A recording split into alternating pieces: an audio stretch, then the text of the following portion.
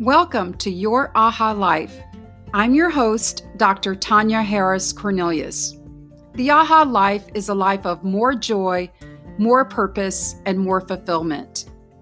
Through these episodes, I will bring you stories of insight and inspiration to help you live the life that you dream about, the life that you are meant to live, your Aha Life. Enjoy the episode.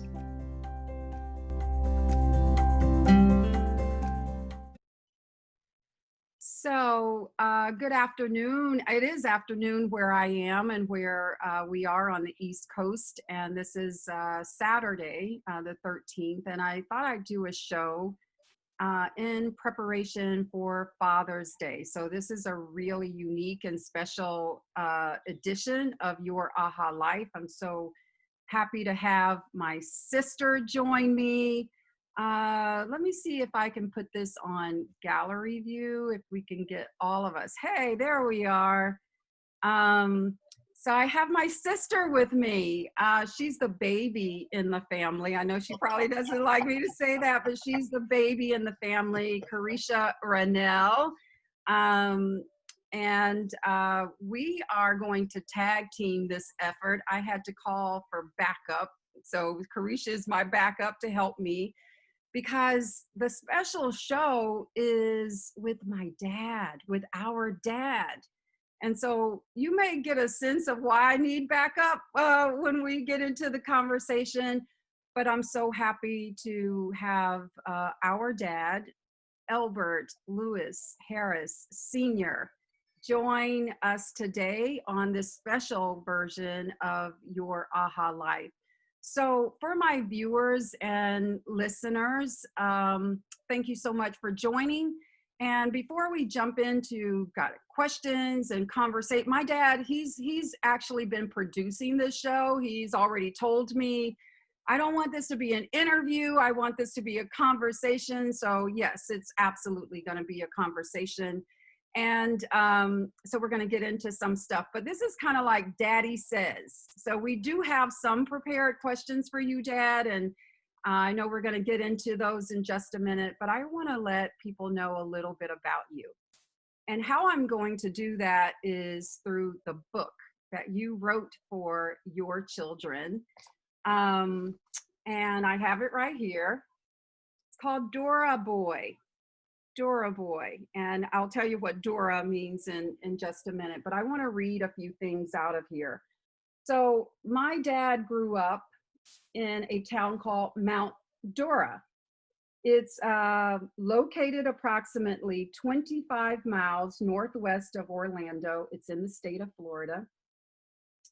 And it's a small town. And so I am going to read an excerpt from this, Dad. I hope you don't mind, but it'll give our viewers and listeners a little bit of a glimpse into this. You grew up in an area of Mount Dora called East Town.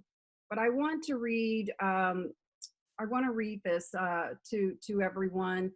During my childhood, people of color were not allowed to share a meal in white-owned restaurants, attend schools outside of their neighborhood, denied use of the public library, and amongst a host of other do's and don'ts, were barred from the use of the town's recreational parks, including the municipal swimming pool. And just as in most southern towns of that era, all city facilities were totally segregated. It was an era that spawned the infamous Groveland Four, a case presided over by even the more infamous Willis McCall, the Lake County Sheriff. Mount Dora today is considerably different than the town that I grew up in. Gone are the white-only and colored-only water fountains, the white-only restaurants, and among other things, the white-only schools. Yet for those of us who grew up in that era, the emotional scars, and for some, the anger buried deep inside, have left a gaping hole in our humanity as we ponder, why would anyone doubt the quality of our existence or the validity of our educational pursuits? As I approach my 80th birthday, you're now 81, Dad. Ah, as I approach my 80th birthday, I still find myself classified as a non-swimmer. And I would venture to say that's probably a lot of people that grew up during your era with these very segregated facilities. It is just one of the remnants of the Old South separate but equal refrain. One can only speculate as to the total damage done by the use of these practices to a youngster's self-esteem, personal worth, or his or her ability to effectively navigate through the pitfalls waiting in the wake. I am no different. I'll go on, and I've I've put some placeholders in some other areas that I'd like to bring up at some point, but we're going to talk a little bit about you, Dad. I know that you are not always comfortable with us talking about you and all of that, but we're here to celebrate you today. This show will air on Father's Day. But before we do that, and before I say more about you, I want to turn it to my sister. Kerisha and I, we share so much, Kerisha. We are sisters, true sisters. We are sorority sisters, and for Delta Sigma Theta. And we went to the same undergraduate institution, the University of Florida, and we majored in journalism, broadcast media out of the College of Journalism. So much that we have in common, 20 years apart though, in our ages, and I love you to pieces. So what do you want to say? You're a mom. Oh my God, you have 3 beautiful children. You are a journalist at heart. I think you're one of the best writers I know. And right now you are doing some social media and communications work for Wesleyan here in Connecticut. So I probably have given quite a bit about your bio, but feel free to say anything else that you would like to say right now. I think that was my bio, actually. I don't have too much more to say. But like you mentioned, we are sisters, we are sorors, we are fellow Gators, both working in journalism and communications. I always say I have been kind of like admiring and idolizing my big sister since as far back as I can remember. And I'm like, it's just funny how it's like, she's here. And I'm like, oh yeah, I want to do that too. But yeah, I mean, we are both, I think, daddy's girls in our own way. We love our dad. We are both career women, moms, but turn into big babies around our dad because it just happened. Yeah, I have to say that for all of our sisters, right? So not with us today. Our oldest sister, Yolanda, is not with us today, but she's the oldest of the girls. And Twyla, who is under me, and Rashawn. Yeah, so that we have other daughters, but we also have brothers. There are 9 of us in all, so starting with Elbert Jr., and then Kevin Gerard. He hates when I say Gerard, but yeah, Kevin. And we have Darren Jackson, and we have Darren Harris. So that's our siblings, Dad. You have quite a bit. There are 9 of us, and we love it. So I want to share a little bit, and Dad, I'm going to give you a chance to talk. You do get a chance to talk, Dad. I know we're kind of hogging the beginning of this, but you get plenty of time to talk here. You grew up, the child of, actually there are 13, started with 13 of you.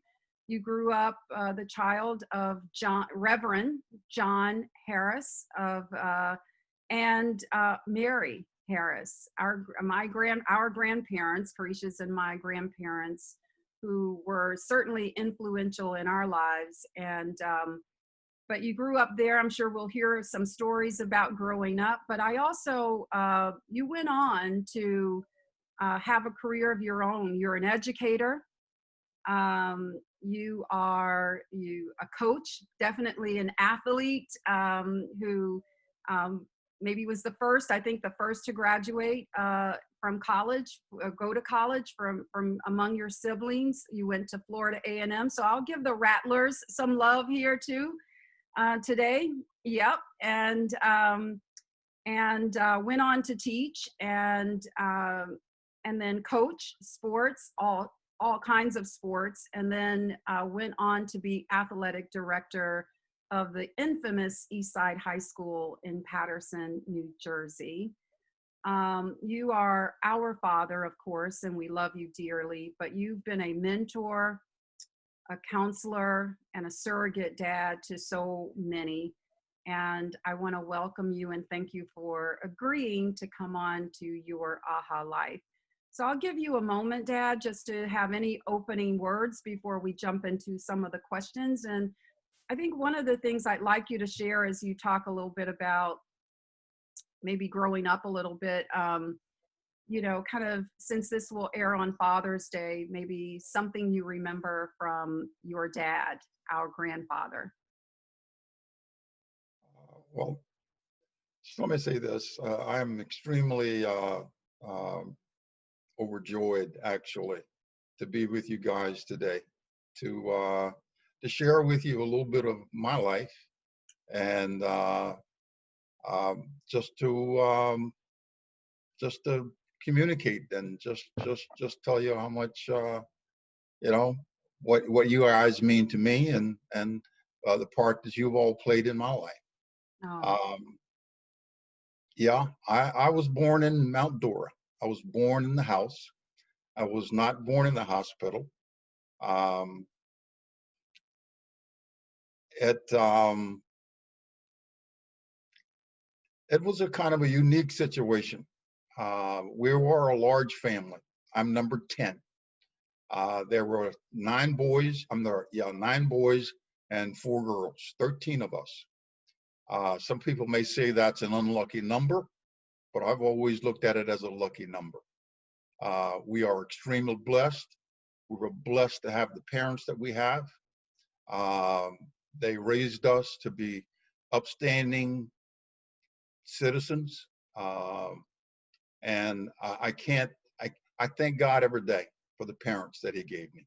Yeah. And that's who I am. What I am is a reflection of them, and that's what I've always intended to be, a reflection of them, because they were people of God.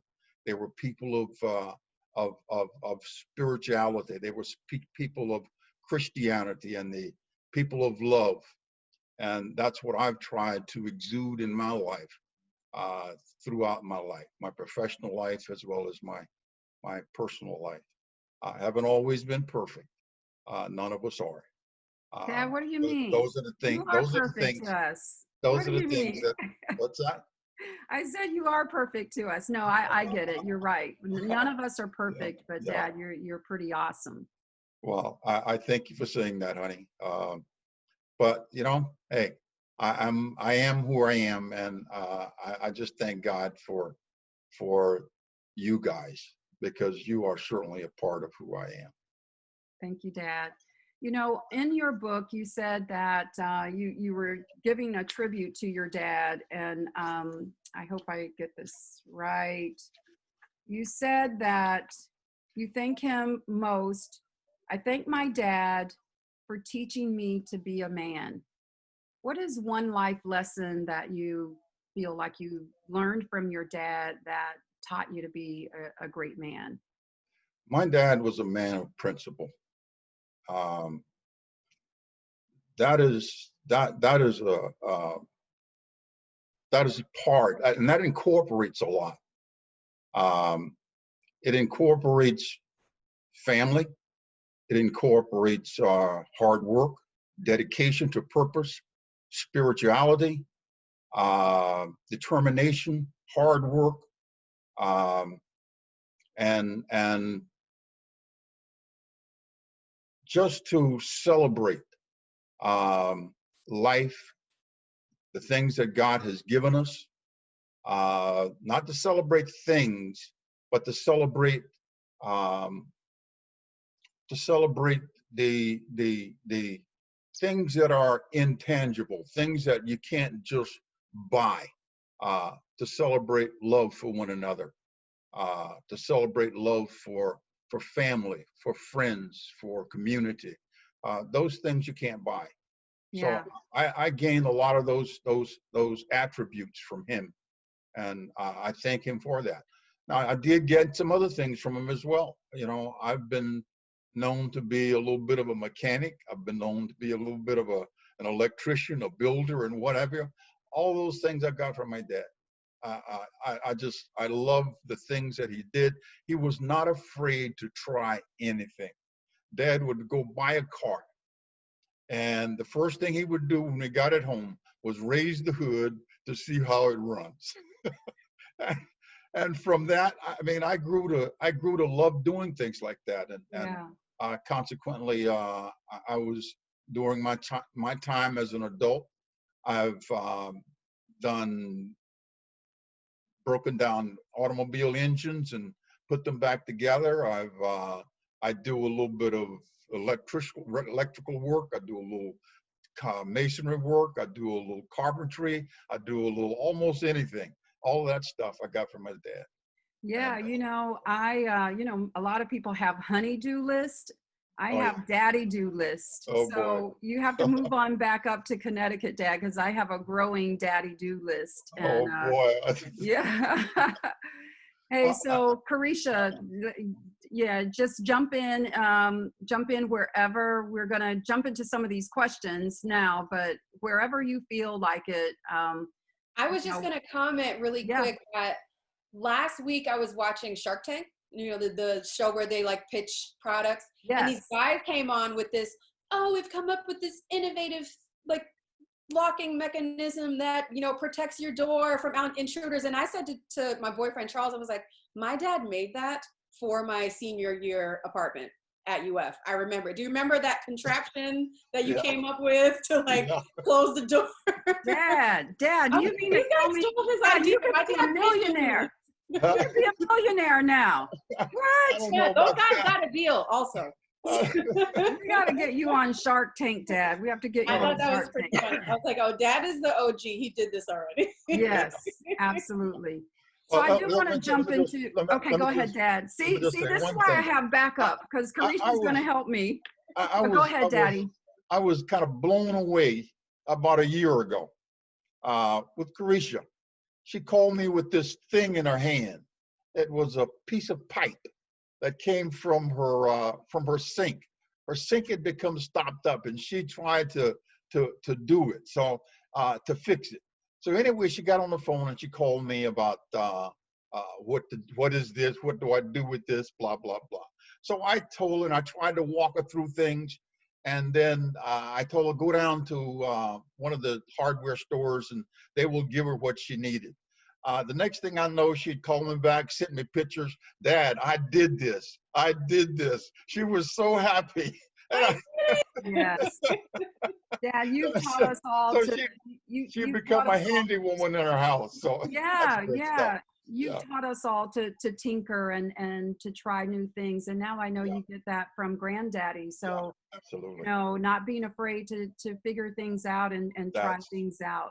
So I want to ask you, I want to jump into our questions, and I just want to reiterate with our viewers, if you're viewing this on YouTube, or if you listen to this on one of the many platforms wherever you listen to your favorite podcast.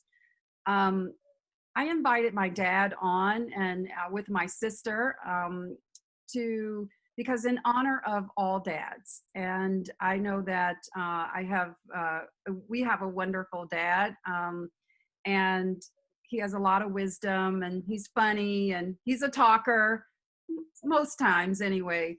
But I thought this would be just a great tribute to dads everywhere. My dad is 81 years old. He's lived through a lot. He's lived through the changing of times, the Jim Crow era, and all of that. So I think we're going to get into some questions and some wisdom here, and I hope that you enjoy our show. We will for sure, but I hope you do as well. So, Daddy, my first question to you is, I'd like you to finish this sentence. And it comes from a book that I read actually many, many, many years ago. I read this book. I was just drawn to the title. And it said, you know, if I had my life to live over, I would pick more daisies. And it was a book for women, and it had a lot of poetry written by women about their lives, these older women who are now looking back on their lives. And I love that question. So I'm posing it to you. Finish this sentence. If I had my life to live over, how would you finish that? Oh, I don't know. Um, it's kind of hard to say. I think one of the things that you asked me about that particular question was, would I go barefoot from this day to that day, and et cetera, et cetera. And I took from that a kind of a carefree, just happy-go-lucky time in your life. And I will say this. I went barefoot. I was barefoot, like you said, from the spring to the fall. I went to school barefoot. Many times, not because of choice, it was because I had no choice. I didn't have the shoes. We grew up a large family. Let's go back just a few minutes, few years. As you can see, I'm 81 years old. That means I was born in 1939. That was shortly after the Great Depression and just before World War II. Times were really, really difficult, especially for a family such as mine, African American, large, parents who were not professional people, but hard workers.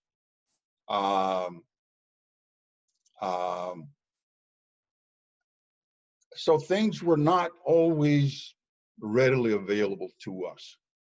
Shoes is one of those things. Some of the clothes that I wore, my mom made.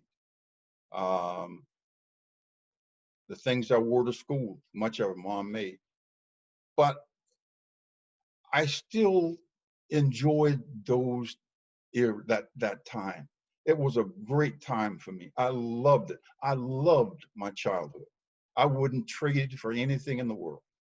I wouldn't trade my siblings for anything in the world. We were a large family, which required a lot.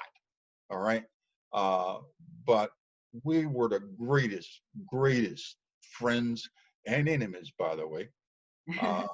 And you know, we just enjoyed life. So running barefoot through the park and running barefoot in the rain and all of that stuff, picking daisies and so on and on and on. My only comment about that is this: when you go through that park and you pick those daisies, share those daisies with someone who's not able to get through that park. Mm. Share those daisies with someone who can't, who do not have the ability to do the things that you're able to do. That shows community. It shows love. It shows your humanity. So those things that you're able to enjoy, things that you enjoy as a part of your life, share with others to make their lives a little bit better. I want to say this as well. You know, being barefoot can have some kind of unfortunate circumstances as well. I had a younger brother who was a little more than a year younger than I. He was killed in an automobile accident when he was 20 years old, along with another brother I had who was 25. They both died in that accident. But when he was about 9, I guess, and I was about 10, there was a refuge dump not too far from where we lived. And we used to go out there sometimes and gather things that, and I think in that book you just read from Tanya, we made our own toys. And one of the toys we made was things called packers. We got those packers from that refuge dump that we would go visit. We'd get paint cans, fill them with dirt, put wire through them, string them together, so we could pull them around or over the yard like you would pull a wagon. We related them to the big road building machines that rolls over the ground and packs the road beds. So we made fun doing that. We also found bicycle frames out there. We'd gather this piece. We'd go maybe some other time and gather another piece until we had all the pieces together. Then we'd put that thing together, and we made our bicycles. But one day we happened to be out there, and we were barefooted. My brother kind of stumbled and fell back. He slid his foot open. Slid his foot right at his instep. Just slid it wide open, and he was bleeding profusely. I was 10 years old. He was about 9, like I said. We lived, that place was about 2 miles from home. I put him on my back and I carried him home. When I got home, we just kind of packed it with something, tied it up, and we were able to stop the bleeding. It does have being barefoot does have its drawbacks. Yeah, that was just one thing, Dad. It was more about, I think that question is more of, what do you really enjoy that wanted to do more of? I know you love to fish and all that. Even at that, we still went barefooted. We enjoyed ourselves. That was a wound, but that wound healed. And when it healed, we had as much fun as we had before. So that's all. It has its drawbacks, but all I say is when you walk through the park, and when you walk through those flowers, pick some flowers and give them to somebody else, because that helps to brighten their day as well. And that's what our lives should be about, helping to brighten somebody else's day.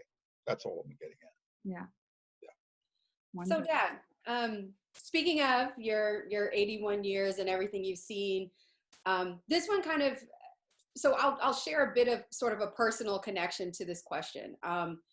I'm, like Tanya mentioned, I'm a mom. I have a 10, this blows my mind, but I have a 10, 12, and 13-year-old. Blows my mind too, Kerisha.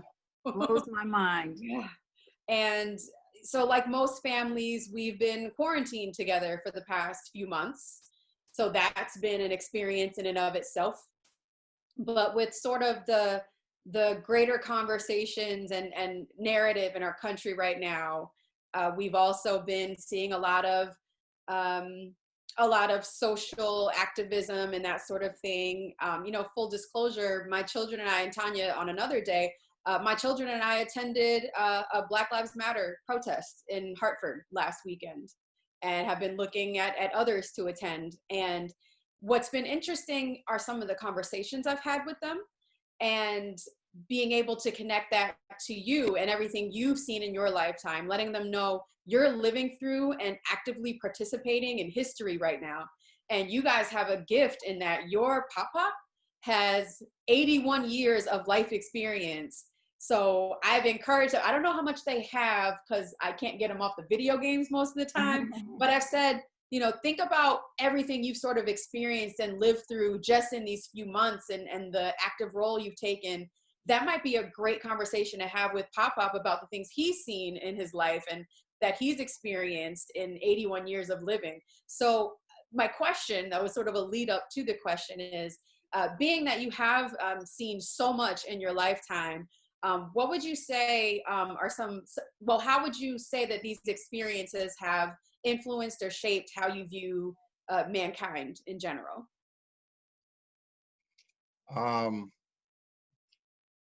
I am. I came of age in the '60s, and I call the '60s one of the most dynamic times in American history. Uh, and why do I say that? Uh, we talked a little bit earlier about the segregation and the um, the prejudicial things that existed in the South where I grew up. Um, the '60s brought out a new beginning, and that beginning was that the fight that people of my race had been fighting for years began to see young people who didn't look like me, joining that fight with us. Uh, the white kids marching hand in hand with black kids and black adults through the streets of the South and elsewhere to try to change things. And I just call it some of the greatest times in American history. So yeah, I've seen a lot and I've grown through a lot. And but I still have hope. I hope for this country. I have hope for mankind. I hope that America will still have the opportunity to realize all of the attributes, all of the the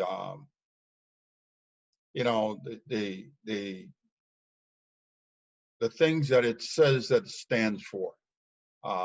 And I still have hope that that's going to happen. So as far as your children are concerned, and all of you for that matter, you did send us the pictures of the kids, and I was real proud of that. Really proud of that.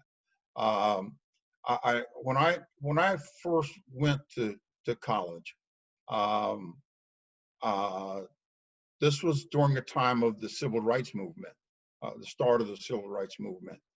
And I had no idea that I would get to anybody's college, to tell you the truth. But when I got there, I noticed it changed me. It changed me from the inside. I talked a little bit, Tanya, earlier, and you read some excerpts from that book, that how damaging segregation was for the psyche of a young black kid. Doubting their own self-worth, doubting their creativity and their educability. But I got to college and I saw young black men and women so dynamic. There was the Miss Fam and the King, I guess they call them King and Queen. But they both had straight A averages. I said, my God, how do you get and they were seniors. So how do you get a straight A average? Gracious. And I began to think, the things that have been perpetuated about us, that we were not capable of learning, of being the kind of strong, viable people that we can be. Things that we had doubted before. That changed my whole perspective of what we were capable of being. And so I say that then, and I say that now to your children. They are living in a different era.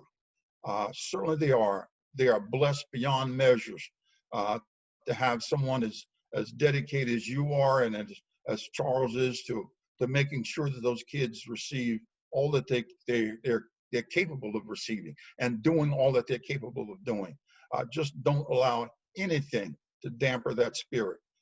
Even the proactive social issues that we were marching for the other day.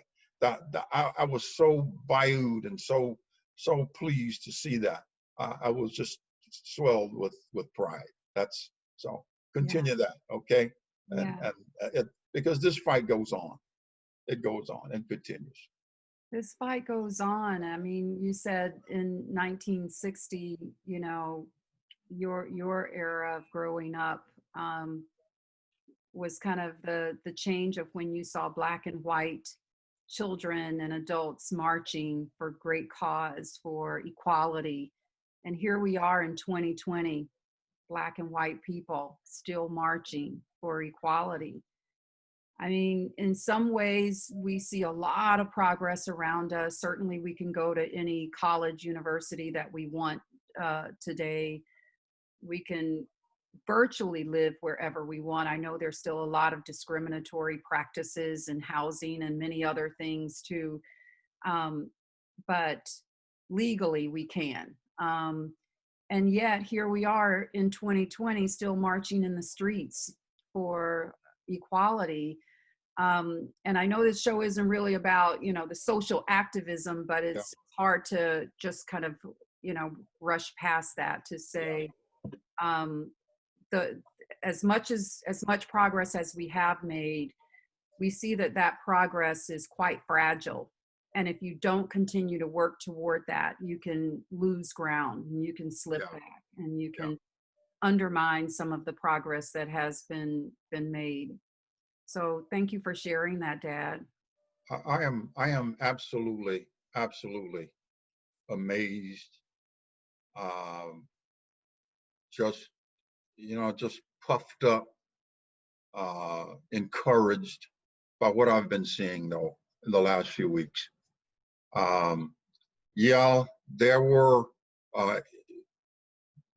There were demonstrations along with whites were demonstrating with blacks during the 60s, but not at this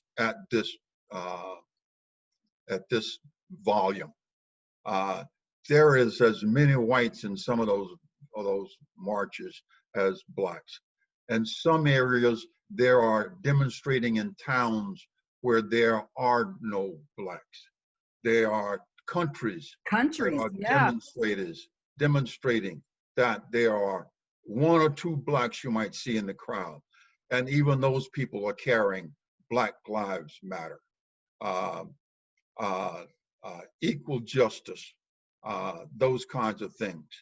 I am, as I was encouraged by the 60s, I think I'm even more encouraged now in the 2020s, especially in light of some of the other things that are going on in this country that are trying to take us back beyond the 60s, back, further back than the 60s.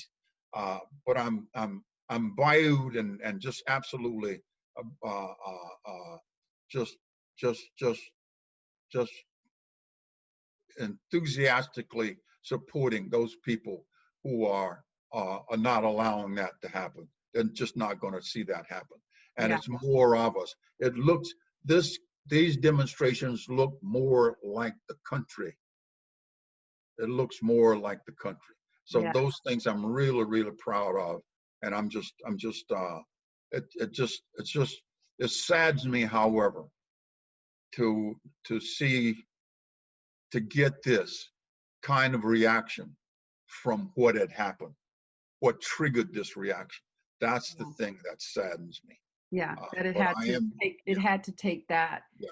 I was talking to someone recently, and we'll move on because I don't think we're doing really good with managing our time here. But one of the things that I was talking to my manager, and I said, when we are born, we don't always know the full purpose that we're going to fulfill in life. Yep.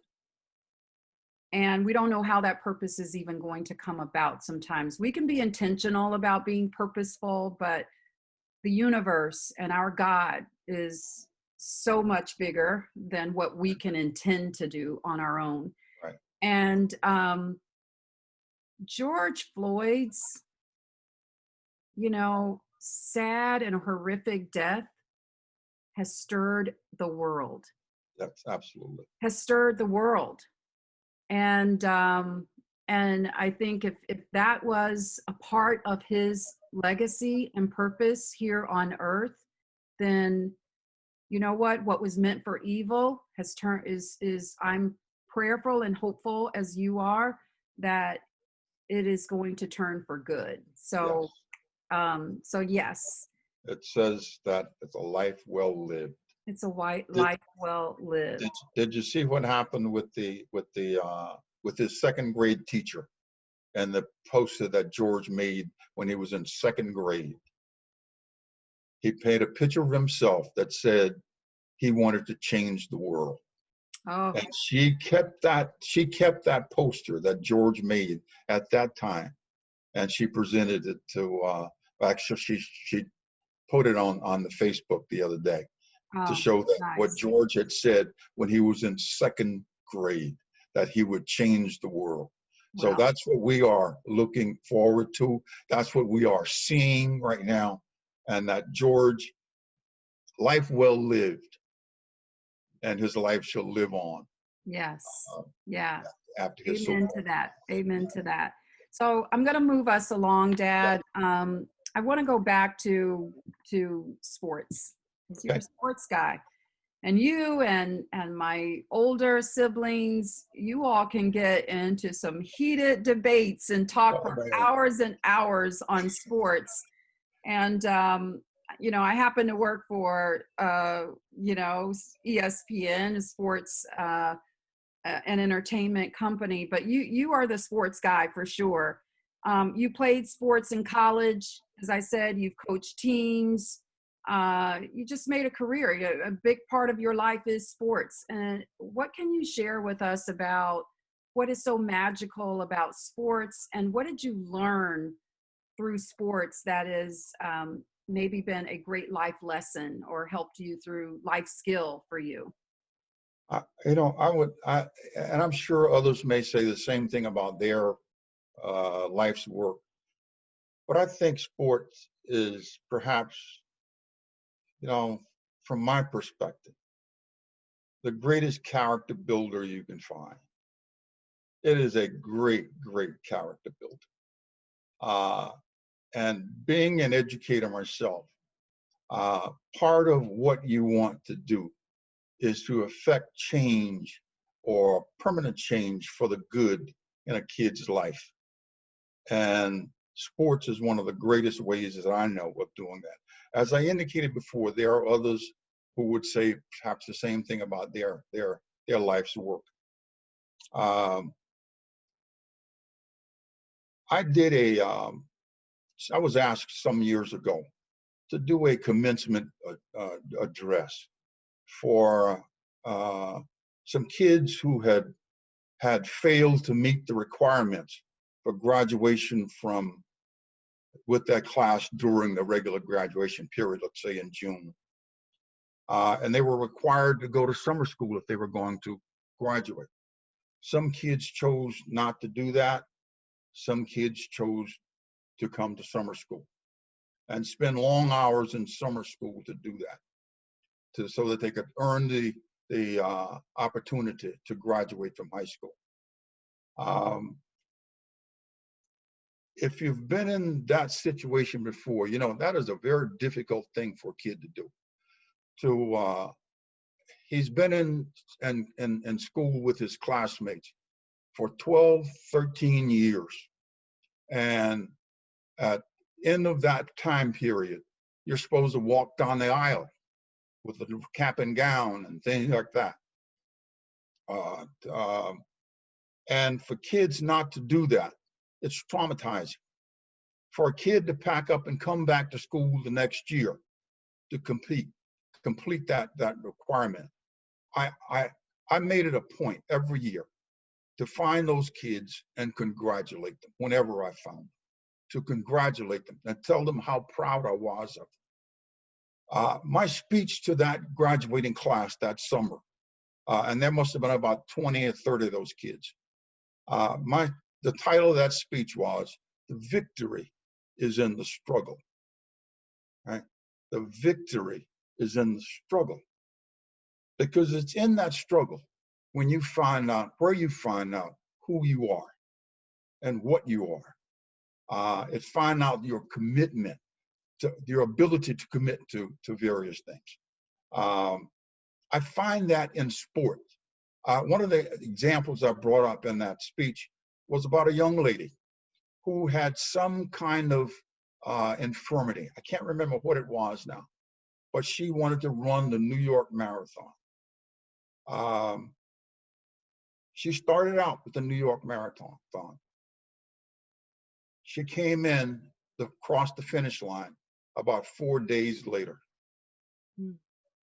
Took her 4 days to get through 26.2 miles, whatever it was, something like that. But she did it. She crawled across that finish line.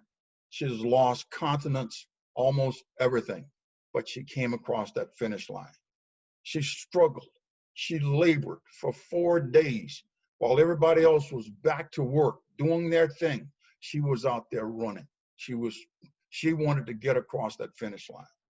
So her victory was in that struggle.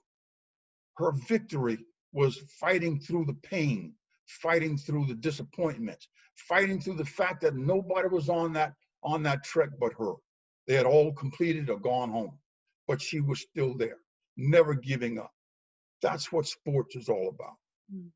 Sports is about fighting and giving everything you got in the completion of a goal and working as hard as you can. You may not always come out on the winning side in terms of the score.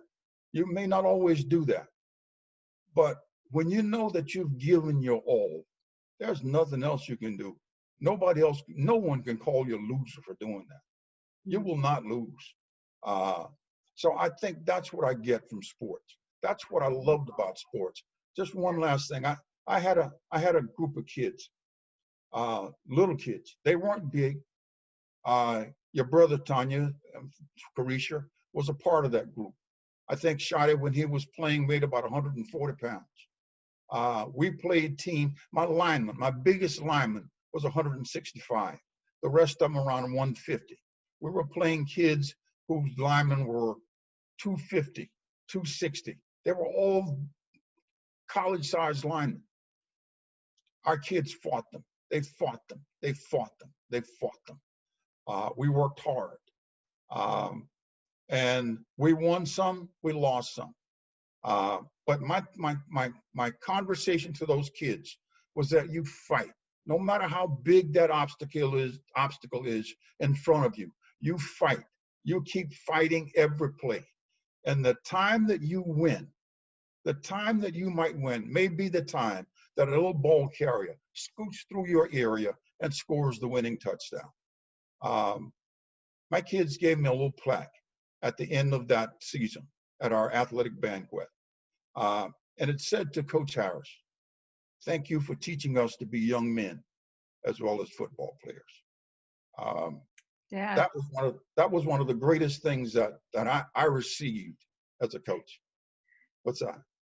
I'm saying that only because I am tearing up. Oh, yeah. Tearing up. That's yeah. a really special. It's really special what you just shared with us. Thank you so much. And that is the power of sport. It is. The power of sport, you know. It's not just a game. It's so much more than a game. And yes, it is. So thank you for sharing that. I'm going to turn this over to Kerisha so I can just get myself together here. Yeah, and for folks who don't know, I don't know if this was clarified at all, but Dad, of course, you were a football coach. All of my memories as a kid are going to Eastside High School football games and basketball games. Thank you very much for passing on the sports gene to all of your kids and some of your grandkids. But yeah, sports very much a part of our family, really a part of our DNA, but it's so much more than the game in our family. Yes. It's the life lessons that you get from participating in sports. So thank you. That's part of your legacy for your family. So my next question is actually a 3-part question. It's a little bit of we're switching gears a little bit with this question, and it has to do, hang on just a second. The question actually has to do with regret, hope, and pride. So I'm going to break it down. The first part is what would you say is your one regret in life? It's part 1. Part 2, what is your great hope for the future? Nice. And part 3, what is the moment that stands out as your proudest? Oh, boy. Yeah. All of those things are, they're really kind of loaded here. Um, hmm. You know, I guess we all have some regrets about things. Um, as far as personal regrets are concerned, yeah, as I indicate, we all do. I prefer not to dwell on those, and I prefer to dwell on where I am. But if I were to talk about regrets in this scenario, uh, I would simply talk about, you know, again, I just want to say this, and I'm sorry I'm all wrapped up in this, but I'm a political person, and I'm sorry that that we have to go through this time in order to achieve the things that we want to achieve as human beings. Um, and I don't want to go back and rehash what we just talked about, but that's the biggest regret that I have. Um, you know, there are those who say we don't love this country. We do love this country. Our people died for this country. I had a brother who served not only at the tail end of World War II, but he served in Korea. He served 3 terms in Vietnam. We love this country. And I regret that we still are fighting this battle to try to get some equality here. That's my biggest regret. But you know, as far as little personal things, I would love to have my parents to have seen me play ball. I would love to have had them do that. They saw my brothers play. They saw my sisters play, but they never saw me play, either in high school or in college. And that was, if I have any regret at all, a little personal regret, that's one of the little things that I regret about that, because I would love for them to have been able to see me. I was a fairly decent little ball player, so that was about it. What's the other there, Karish? The second part was, what is your great hope for the future? Oh boy. Or you pick one.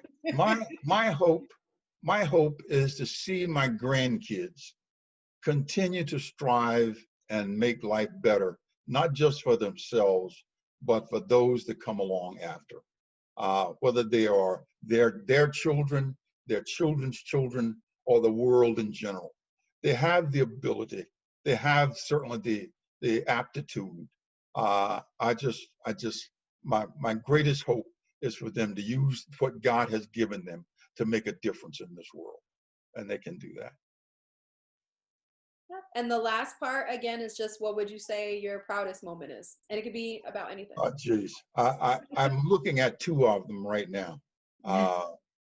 You know, I can't tell you guys, and I say this to you all the time. I can't say to you guys enough how proud I am of you. Not just that you're all college graduates and you're this and you're that, but you're just great people. That's I just love you guys, really. So you are my greatest pride. Okay, I'm proud of the fact too that, you know, I was able to accomplish some things in my life that certainly those things were not expected. As I indicated before, never thought I'd ever go to anybody's college, but the opportunity came, and I went, and it was a great advantage for me. Allowed me to do the things that I do. Allowed me to live the life that I live now. So I am proud of those things that I was able to accomplish in my life. But the things that I'm most proud of are those 9 kids that I had the privilege to kind of mentor as they grow up. And to God, to see you guys as successful as you are, not just as professionals, but in your personal lives, is just absolutely astounding to me. So God bless. Love you both. Love you all. Thank you, Daddy. So I get the privilege of the last question, and then Kerisha and I have some words for you. This podcast is called Your Aha Life. And I define the Aha Life as an enlightened life that leads to more joy, more purpose, and more fulfillment. But what that means to you or others is it's all personal. So I'd love to ask you and love to know, what does the Aha Life mean to you, and how are you living your Aha Life? What that means to me is total self-fulfillment and contentment and happiness, and that you have done your part to make this world better. I've tried to do that in the 42 years I spent as a teacher, coach, administrator, etc. And judging from some of the things sometimes I see on Facebook from some of the kids that I coached and taught, etc., I think I had a pretty successful life in that area. To see you guys and to see the way you've turned out as my children, and now into adulthood, and you're into your adult lives.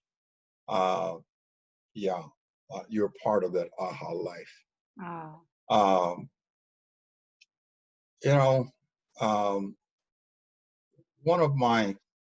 One of my favorite writers, poets, was Ralph Waldo Emerson.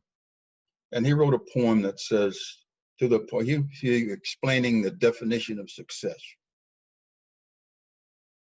The definition of success.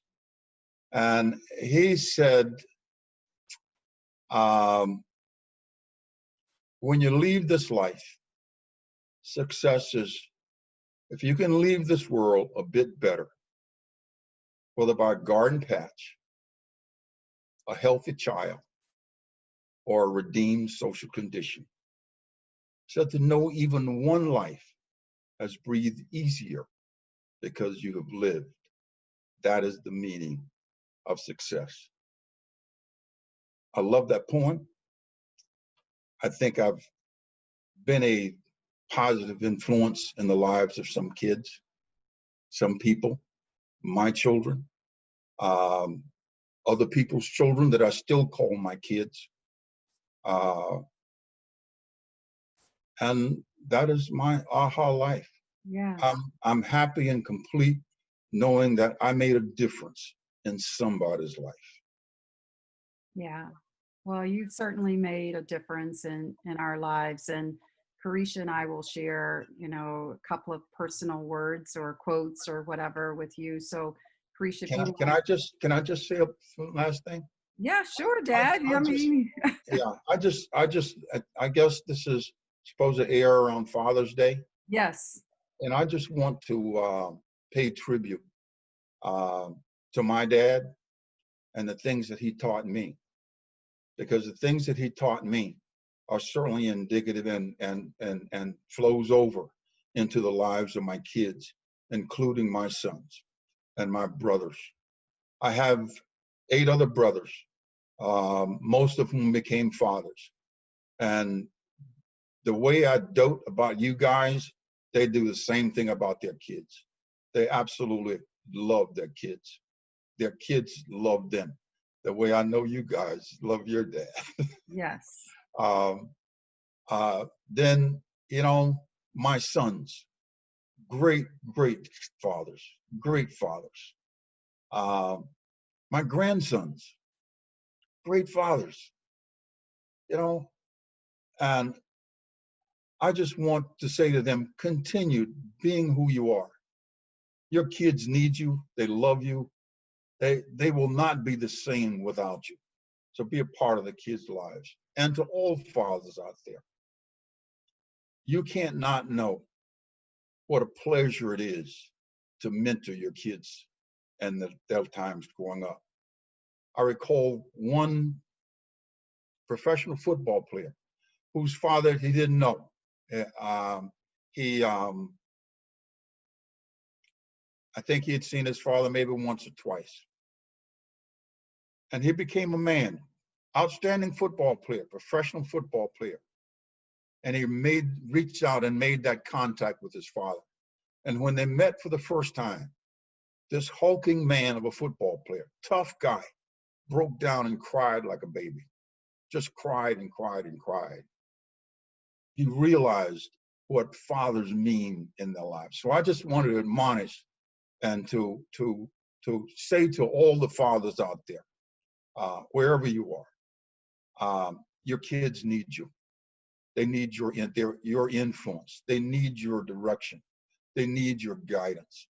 They need you. They need their love.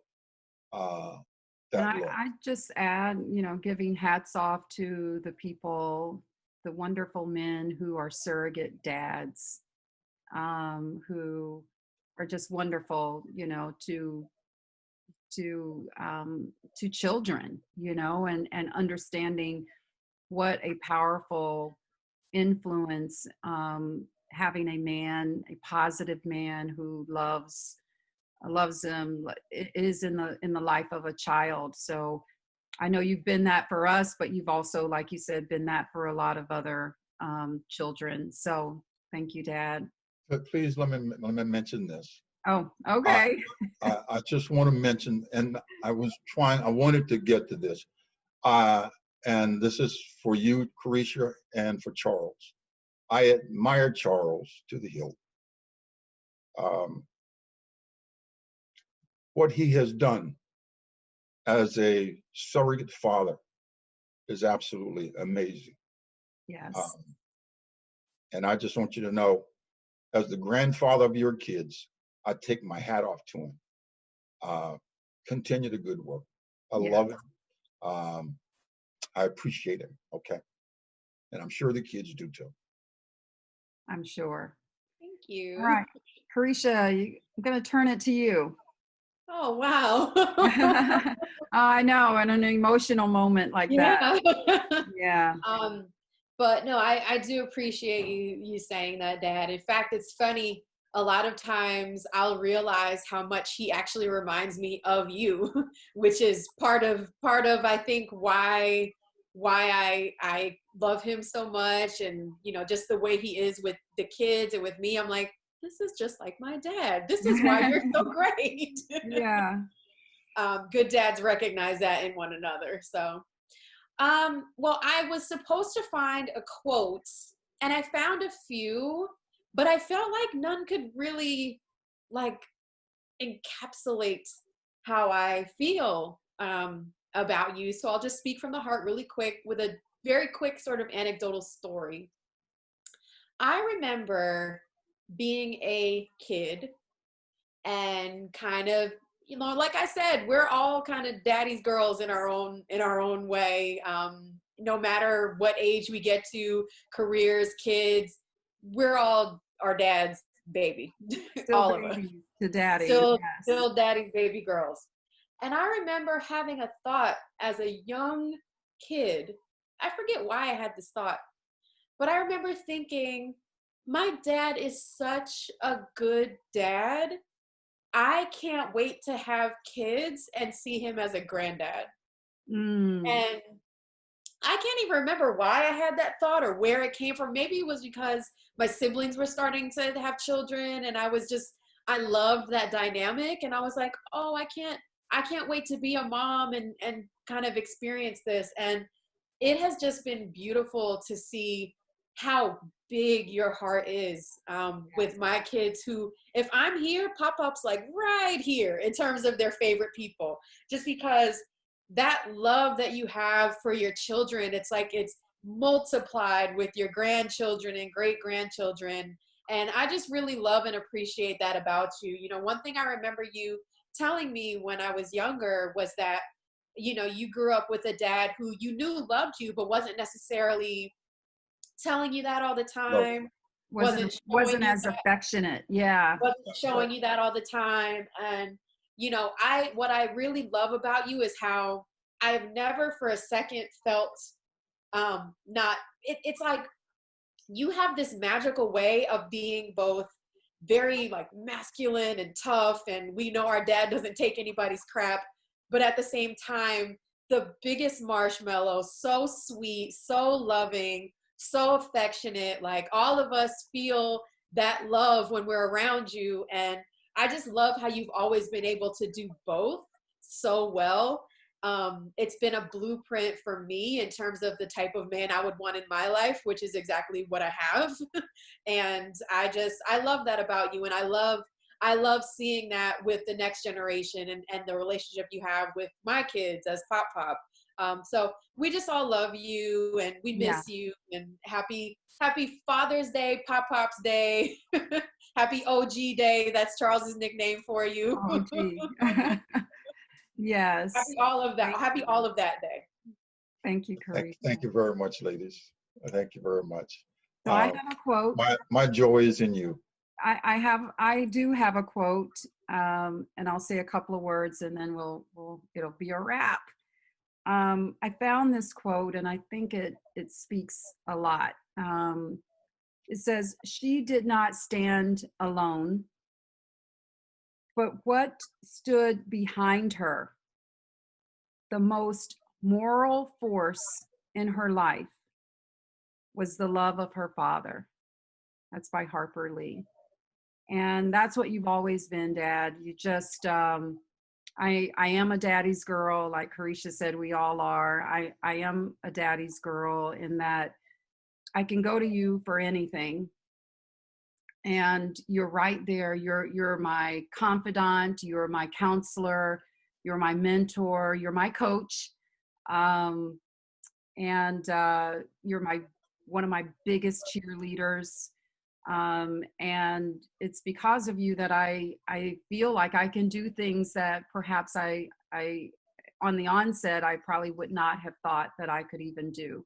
It's because of your belief in me and your pride in me that I feel like I can do almost anything. And I used to tell me that all the time, you can do whatever you want to do. And I just thank you for your love and your guidance and your support. I thank you for being one of the world's best dads. You are the best dad to us. So happy Father's Day, Dad, to you. Thank you, guys. I love you. I appreciate you. You are my heart. Thank you. Well, I want to thank our viewers and our listeners. I want to thank you, Kerisha, for, I'm gonna have to get you back. This might be like the Tanya and Kerisha show now, going forward. I'd love for you to co-host with me again. Thank you so much for agreeing to do it. Daddy, thank you for coming on and just sharing a bit of your wisdom and your knowledge and your love and your character with all of the listeners and viewers. And again, listeners and viewers, I hope you got a lot out of it. I know it's a family show, but it's so much richness, so many gold nuggets within the show, and I hope you appreciate it. And I wish you more joy, more purpose, and more fulfillment. Happy Father's Day to all of the dads out there.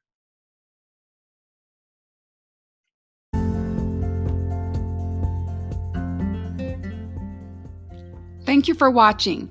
I'm Dr. Tanya Harris Cornelius. Come back again in another couple of weeks for a brand new episode. Hit the subscribe button, and I'll see you soon.